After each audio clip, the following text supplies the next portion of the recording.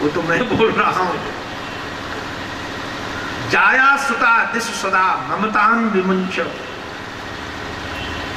भैया इन सब से ममता छोड़ो कि मेरा मेरा मेरा बेटा, मेरा घर, मेरा ये, जितने मेरे मेरे बनाओगे उतने गले में फंदे डालोगे। ये जितने मेरों के साथ संबंध जोड़ रहे हो उतने गले में फंदे डाल रहे हो, फिर बाद में खींचेंगे वो फंदा अपनी तरफ। जाया सुता दिशु सदा ममतां विमुंच। पश्यानिशं जगदिदं। इदम जगत, इस जगत को देखो। क्या जगत को देखे कि महाराज प्रत्येक क्षण क्षण बिगड़ रहा है। आप कभी बिगड़े को बना भी कहते हो, कभी बने को बिगड़ता कहते हो। आज से 18 साल पहले आए थे तो ये पाटन का नजारा अलग था। उधर महाराज पेट्रोल पंप के अलावा कुछ था ही नहीं। आज इधर बढ़ते हैं तो लगता है किसी शहर में आ गए। नजारा बदल गया कितने सालों में। ये भले लगा कि तो जो वस्तु थी वो बिगड़ गई कि नहीं बिगड़ गई। खेती थी वो बिगड़ गई, घर बन गए। खुला स्थान था वो बंद हो गया। ये सब कुछ ऐसे स्थान बदल रहा है, ऐसे हमारा आपका शरीर बदल रहा है। प्रत्येक क्षण शरीर बदल रहा है। इसलिए संसार को क्षणभंगुर देख करके वैराग राग के रसिक बनो। हमारे महाराज जी तो कहते हैं, बाबा हमको कहते थे, तो ऋषि गुरुदेव उनके कहते थे, अगर आशिक बनना है तो वैराग के बनो। वैराग राग रसिका आशिका। हमारी दोस्ती है यदि किसी से तो वैराग से है। और भैया धर्मम भजस्व सततम तज लोक धर्मान। भागवत धर्म का सतत चिंतन करो, लोक धर्म का परित्याग कर दो। और एक काम संकल्प पूर्वक हो सके तो करना, अन्यस्य दोष गुण चिंतन मास मुक्ता। किसी के दोष मत कहो, किसी के गुण मत कहो। अच्छा, चिंतन भी मत करो। यहाँ चिंतन शब्द है, जिसको जैसे ईश्वर ने बनाया है वो सब अपने अपने ढंग से चल रहा है। एक पिता के 4 कुमार हों तो चारों के रूप रंग सब अलग अलग है, सबका स्वभाव अलग अलग है, सबके विचार अलग अलग है। इसमें किसका दोष है? माँ ने तो कोई सबका आकार बदला नहीं, बाप ने तो सबका स्वभाव बदला नहीं है। सब अपने अपने गुण धर्म में रमण कर रहे हैं। ओम स्वीकृति मंत्रम, ये स्वीकार करते जाओ कि जैसा ईश्वर ने जिसको बनाया है वो अपना काम कर रहा है। हमारे पूज्य श्री हरि बाबा जी महाराज के चरणों में कोई आकर कहता था कि ये गलत है, इसको आप सुधार करो, तो श्री हरि बाबा जी महाराज कहते हैं कि यदि ये गलत है तो इसको ईश्वर देख रहा है कि नहीं। तो कहते थे ईश्वर देख रहा है। तो कहा जब ईश्वर जब देख रहा है, उसकी दुनिया है और वो नहीं सुधारता तो धर्म के ठेकेदार हम काहे को बने। महाराज हमको लगता है सब एक दूसरे को सुधारने में लगे। बच्चे समझते हैं पापा सुधर जाए तो घर में शांति हो जाए, और महाराज माँ बाप समझते हैं बच्चे सुधर जाए तो घर में शांति हो जाए। कोई अपने को नहीं सुधारना चाहता है, सब दूसरों को ही सुधारने में लगे हुए हैं, दूसरों के गुण दोष से भरे हुए हैं। तो अन्यस्य दोष गुण चिंतन मास मुक्ता, छोड़ दो और भगवान का चिंतन करो। ये सुन करके हमारे आत्मदेव जी चले गए और दशम स्कंद का पाठ करके नारायण तर गए। धुंधकारी ने बहुत सताया तो उसकी माँ कुएं में कूद कर मर गई। 5 वैश्याएं ले आया धुंधकारी, बाद में उसी महाराज वैश्याओं ने ही उसको मार दिया। देखो भाई ध्यान रखना, हमारे आपके जीवन में जो इंद्रियां हैं, इंद्री 5 हैं ज्ञान इंद्री, अगर इनमें शास्त्र सम्मत भोग भोगोगे तो ये सती है। जैसे नासिका है, शास्त्र सम्मत की गंध लो, आंख से शास्त्र सम्मत रूप देखो, जीव से भी जो एक मनुष्य के लिए आहार का वर्णन है उसी आहार का व्यवहार पान करो। तो शास्त्र सम्मत यदि इंद्रियों का भोग भोगोगे तो ये सती हैं, और यही इन इंद्रियों को खुली छूट दे दिया। ये सब चीज खाने को बनी अट्ट सब खाते जाओ। हमसे कई बच्चे आके कहते महाराज मांस भी खाने के लिए तो बना है, तो उसको खाने में क्या दिक्कत है?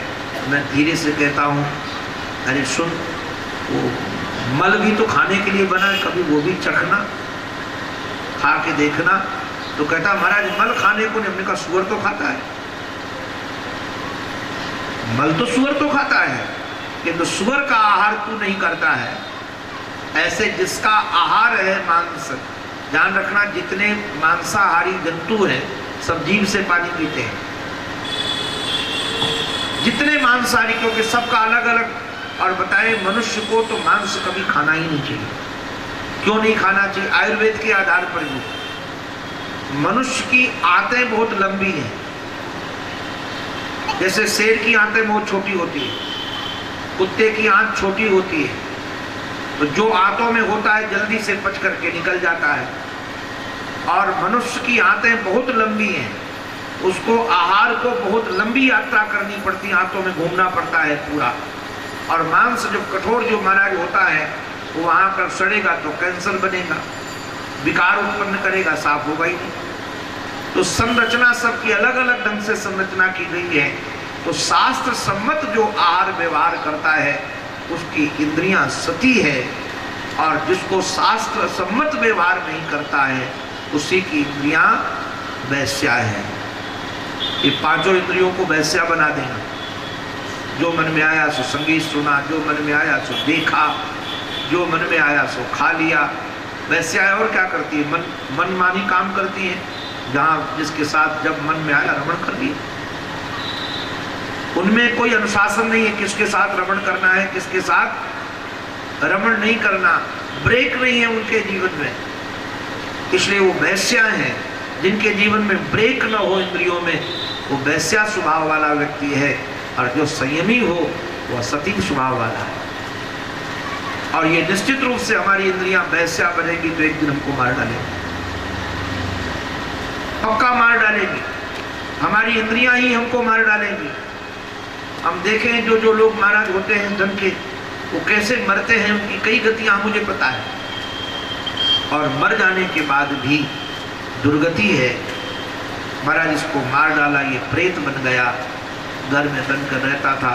हमारे आत्मदेव जी के सुपुत्र गोकर्ण तीर्थ यात्रा करके आए, इसको प्रेत रूप में देखकर कहा तुम्हारे लिए तो गया में श्राद्ध कराया, तेरी मुक्ति नहीं हुई। बोले सुनो, एक बार नहीं 100 बार करोगे तब भी नहीं होगी। चिंतन करने लगे कैसे मुक्ति होगी। बहुत दिव्य आराधक थे, सूर्य देवता से प्रश्न कर दिया कि कैसे इसकी मुक्ति होगी। सूर्य देवता ने कहा सप्ताह वाचनम करो, सप्ताह की कथा सुनाओ। एक ब्राह्मण को इन्होंने अपना मुख्य श्रोता बना करके कथा सुनाई। पहले दिन की कथा में वो प्रेत आया, किंतु वायु रूप धरा उड़ जाता था, बांस की गांठ में बैठ गया। क्रमशः एक एक गांठ टूटने लगी। 7वें दिन 7 गांठें टूटी। 7 अंतिम गांठ टूट करके आवाज हुई, उससे एक दिव्य रूपधारी प्रकट हो गया, शंख चक्र गदा पद्म धारण किए हुए। ऐसा लगा नारायण है। बाद में पता चला रे तो धुंधकारी है, ये तो भगवत पार्षद बन गया। पूछा कि तुम कैसे बन गए? बोले आपकी कथा के प्रभाव से। बोले सब इतने श्रोता थे, सबको कथा का प्रभाव क्यों नहीं पड़ा? बोले इन सब कथा ने सुना तो सबने कथा, किंतु न तथा मननम कृतम। लोग कथा तो सुनते हैं किंतु होमवर्क नहीं करते। होमवर्क भी कथा का होना चाहिए। जो कथा होमवर्क पूर्वक सुनी जाती है वही हमारे जीवन में शीघ्र मोक्ष देती है। बाद में इन्होंने कहा कि कई चीजें से, जैसे मंत्र का जप अगर दृढ़ न हो तो नष्ट हो जाता है, ज्ञान भूल जाता है दृढ़, व्यग्र चित्त जप नष्ट हो जाता है। ऐसे कई साधन बताए। हमारे श्री गोकर्ण जी ने करुणा करके दोबारा कथा सुनाई। अब की बार पुराण सबके लिए विमान आया। भगवान स्वयं विमान लेकर के हमारे श्री गोकर्ण जी को भगवत धाम अपने साथ ले गए हैं। बोलो भागवत भगवान की जय। सुनने का नियम पूछा गया, इन्होंने कहा भागवत सुनने की इच्छा हो तो किसी योग्य विद्वान से पहले तिथि निकलवाओ। तिथि निकलवाने के बाद एक वक्ता का चयन करो। वक्ता कैसा होना चाहिए? एक तो ब्राह्मण शरीर का हो, वेद शास्त्रों का अध्ययन करके उसने चित्त को पवित्र कर लिया हो, दृष्टांत देने में कुशल हो। ऐसा नहीं कि केवल दृष्टांत ही होता रहे, दर्शन भूल जाए। वक्ता कार्यो अति निष्क्रिय, माला पहनने की भी इच्छा नहीं होनी चाहिए वक्ता की। और एक बात कहा कि वक्ता चरित्रवान होना चाहिए, स्त्रीण नहीं होना चाहिए। वक्ता के पास में 5 ब्राह्मण रखो, संगीत वाले भी रखो। और देखो एक बात ध्यान रखना, मास्टर साहब अब तो रिटायर्ड हो गए हो, 7 दिन अब दाढ़ी नहीं बनेगी। 7 दिन दाढ़ी नहीं बनाना कि परसों दिन सोचो कि दाढ़ी बनाने कैमरा चल रहा है, हम भी थोड़ा चिकने चिकने लगे, हमारी सालियाँ आएंगी तो हम भी थोड़ा ठीक ठाक रहे। 7 दिन तक नाखून नहीं कटेंगे, 7 दिन तक अब दाढ़ी नहीं बनेगी। और अब 7 दिन तक घर में अखाद्य पदार्थ भी नहीं आना चाहिए, लहसुन प्याज भी नहीं बनना चाहिए। लहसुन प्याज का भी अगर हो सके तो फलाहार करो, फलाहार ना भी कर सको तो कम से कम एक बार फलाहार करो, ना हो सके तो भले अन्न खाओ, किंतु गरिष्ठ अन्न नहीं खाना। गरिष्ठ अन्न माने बादाम का हलवा नहीं बनवाना, चकाचक माल छनवाओ, सोचो रिश्तेदार आए हैं। हल्का आहार करो, क्योंकि गरिष्ठ अन्न खाओगे तो आकर के सो जाओगे। कथा में सोना नहीं, कथा में जागना है। ये कथा जागने की, जगाने की कथा है। तो एक तो ये, और ब्रह्मचर्य का भी ध्यान रखें, 7 दिवस पर्यंत कई सारे नियम हैं। आहार का ध्यान रखें, व्यवहार का ध्यान रखें, और ये भी प्रयास करें कि 7 दिन तक किसी की निंदा न करें। और उसके बगैर भी न बने तो स्त्री की तो निंदा करें ही नहीं। स्त्री और राजा की निंदा बिल्कुल नहीं होनी चाहिए, किसी की निंदा न हो। इस प्रकार से महाराज इन्होंने नियम बताए, और नियम बता करके 3 महाराज सुलता वक्ता की भी चर्चा की है। यही महात्मा पूरा हो जाता है। अब हम सब प्रविष्ट होते हैं। वैसे तो भागवत की कथा का महात्मा बड़ा वर्णन है। यदि ऐसी स्त्री भी कथा सुने, आपको क्या कहें, काकबंध्या हो। काकबंध्या का अभिप्राय रजोधर्म ना आता हो, समय से पुष्पना होता हो, किंतु उसके बाद भी यदि पुत्र प्राप्ति की कामना हो तो भागवत की कथा से तब भी पुत्र हो जाएगा। हमने महाराज ऐसे प्रयोग किए, रोग नष्ट करे, संतान प्राप्ति कराए, धन प्राप्ति कराए, यश प्राप्ति कराए, मान प्राप्ति, जो चाहिए भागवत तुम्हें सब कुछ देने के लिए तैयार है। किंतु हमारी तो प्रार्थना आपसे है, भागवत से केवल भगवान को चाहो। ये अन्य पदार्थ चाहने से कोई फायदा नहीं होगा। ये तो थोड़ी देर के लिए प्रसन्नता देंगे, बाद में दुख देंगे। ऐसा सुख चाहो जो सदा तुमको सुख दे। बाद में हमारे श्री वेदव्यास जी महाराज की रचित हुई श्रीमद् भागवत महापुराण की चर्चा है। देखो इस ग्रंथ का नाम है श्रीमद् भागवत महापुराण। श्री माने श्री किशोरी जी, और मत माने अनुमोदन। आज कहते हैं ना बहुमत का जमाना है। मत माने ये मत तकार दकार हो गया, मद हो गया, मत है मद हो गया, जिसमें श्री किशोरी जी का अनुमोदन है। अब जरा ध्यान देना, भागवत में 4 अक्षर है, भ ग व त। भातयति सर्वलोकेषु गतिर्यस्य अलौकिकी, वरिष्ठ सर्वशास्त्रेषु तरणिर्यस्य भवाम बुधौ। भा माने होता है प्रकाश, ज्ञान। तो जो आपके जीवन में ज्ञान दे, भा माने ज्ञान दे, गा माने गति दे, वा माने सर्वशास्त्रों में जो वरिष्ठ है, ता माने जो तरणी है, नाव है, बहुत सागर से पार करने की। एक महात्मा हमारे कहते थे, भा से भक्ति, और गा से ज्ञान, और वा से वैराग्य। भक्ति ज्ञान वैराग्य और ता से तुरंत। जो भक्ति ज्ञान वैराग्य तुरंत दे दे, ये उधार सौदा नहीं है।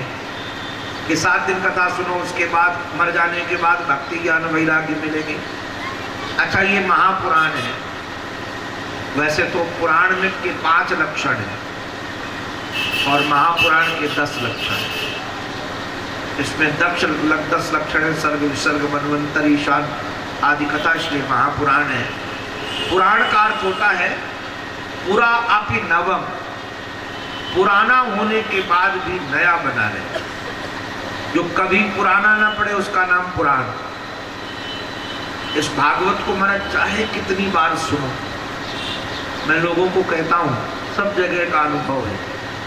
एक छोटा वक्ता जिसने पहली कथा प्रारंभ की, उसके भी जीवन का अनुभव रहेगा। पहले दिन की अपेक्षा कथा में दूसरे दिन भीड़ ज्यादा होगी, दूसरे दिन से तीसरे दिन ज्यादा होगी, चौथे दिन ज्यादा होगी, 5वें दिन ज्यादा होगी, 6वें दिन ज्यादा होगी, बढ़ती जाती है भीड़ सब कथाओं में। देखो फिल्म जब चलती तो पहली फिल्म खूब फुल हाउस जाएगा, और जैसे ज़्यादा दिन तक लगी रहेगी उस दिन के बाद फिर धीरे धीरे लोग उसके कम होने लगेंगे। और भागवत आदि की कथा की विशेषता है, हमने तो 21 दिन तक की भी कथा की है। अभी भी दिसंबर में हमारी 15 दिन की कथा थी। सुबह शाम 4 घंटे, सुबह शाम के 4 घंटे, 3 घंटे थी, हो जाती थी 4 घंटे, किंतु रोज उपस्थिति बढ़ी। 21 दिन की भी कथा की है, रोज उपस्थिति बढ़ी है, कम नहीं हुई है। ये भागवत की विलक्षणता है, रोज रोज नया रस है। अथवा इसका एक रस और है, चाहे जितनी बार कथा सुनो आपको लगेगा कि पहली बार सुन रहे हैं। कुछ मूल चीजें तो बदलती नहीं, जैसे अब गोकर्ण धुंधकारी की बात कैसे बदलेगी, वो तो मूल मटेरियल है। जैसे आलू और मटर टमाटर की सब्जी बनाई जाए, ये 3 चीजें तो रहेंगी, किंतु छौंकने वाले के आधार पर स्वाद बदल जाता है कि नहीं बदल जाता। मटर तो नहीं बदलते, आलू भी नहीं, कोई भी सब्जी नहीं बदलती। ऐसे जो मूल कथाएं हैं भागवत की, उनका दृष्टिकोण बदलता रहता है, मेरी दृष्टि से बदलता रहता है। मैं तो कथा करता ही रहता हूँ, तो ऐसा नहीं लगता कि जो कल कथा पूरी की वही आज चालू कर रहा हूँ। हर कथा में कुछ न कुछ नया मिलता है, तो सदा नवीनता बनी रहे, उसका नाम पुराण है। इसमें 3 चीजों का 3 श्लोक मंगलाचरण के। पहले में सत्य है, दूसरे में देखो ध्यान रखना चित्त है, तीसरे श्लोक में आनंद है। बड़े सुंदर 3 श्लोक मंगलाचरण किया है।